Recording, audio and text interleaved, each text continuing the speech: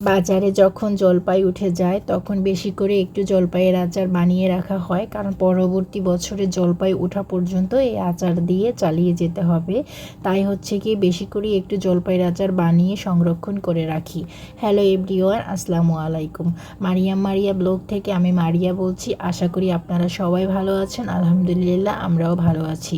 তো জলপাইয়ের আচার বানানোর জন্য জলপাইকে কেটে ধুয়ে আমি হালকা একটু সিদ্ধ করে ম্যাশ করে রেখেছি। এখন হচ্ছে গিয়ে এখানে আমি মশলাটাকে রেডি করে নিচ্ছি। এখানে বেশ কিছু পরিমাণে সরিষার তেল, তেজপাতা, দারচিনি, এলাচ এবং কিছু শুকনা মরিচ এবং রসুন এগুলোকে দিয়ে ভালোভাবে করে ভেজে নেব, কারণ এটা থেকে একটু ভাজা হয়ে গেলে একটা সুন্দর একটা স্মেল বের হবে। তারপরে আমি কিছু পাঁচফোড়ন মানে একেবারে সলিড, যেটাকে ভাঙাও হয়নি, তো সেটাকে আমি দিয়ে দিয়েছি। দিয়ে বেশ কিছুক্ষণ পর্যন্ত জাল করার পরে এটা যাতে করে পুড়ে না যায় সেই দিকে খেয়াল রাখতে হবে, কারণ পুড়ে গেলে এটা একটু তিতা হয়ে যাবে। তো এই যে পাঁচফোড়নটা দেওয়ার পরে আমি বেশ কিছুক্ষণ পর্যন্ত একটু জাল করে নেব, নিভু আছে মানে মিডিয়াম লো আছে। তারপরে হচ্ছে গিয়ে এখানে আমি বেশ কিছু পরিমাণে সরিষা বাটা দিয়ে দিয়েছি। সরিষা বাটাতে যেহেতু পানি আছে, তো সেটাকে একটু বেশ কিছুক্ষণ পর্যন্ত জাল করে আমি এটাকে টানিয়ে নেব, কারণ হচ্ছে গিয়ে এটাকে আমি কষানো হচ্ছে।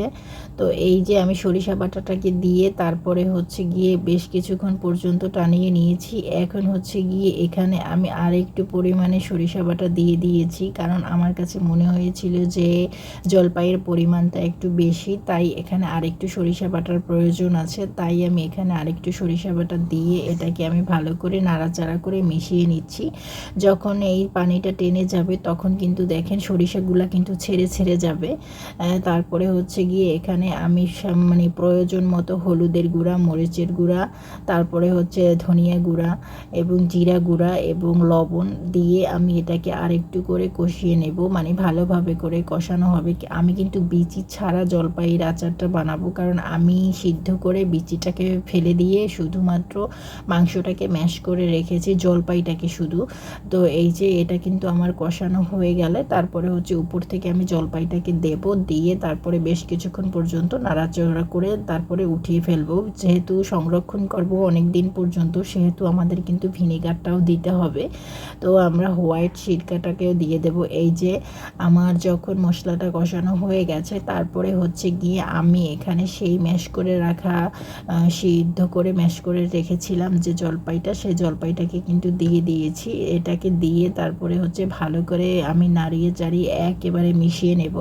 যেহেতু একদিনের জাল করাতে এটা রেডি হয়ে যাবে না, যেহেতু আচারটাকে যত বেশি জাল করা হবে তত বেশি ভালো হবে, কারণ এটা আস্তে আস্তে করে অল্প আছে তারপরে জাল করে ভিতরে যে পানি পানি একটা ভাব আছে সেটাকে শুকিয়ে ফেলতে হবে। তো এটা বানাতে আমি যেহেতু ফার্স্ট দিনের, এটা মিনিমাম আমার জারে সংরক্ষণ করতে আরও 3-4 দিন লেগে গিয়েছিল, কারণ আমি হালকা হালকা করে আরও বেশ কিছুদিন জাল দিয়েছি এবং রোদে শুকিয়ে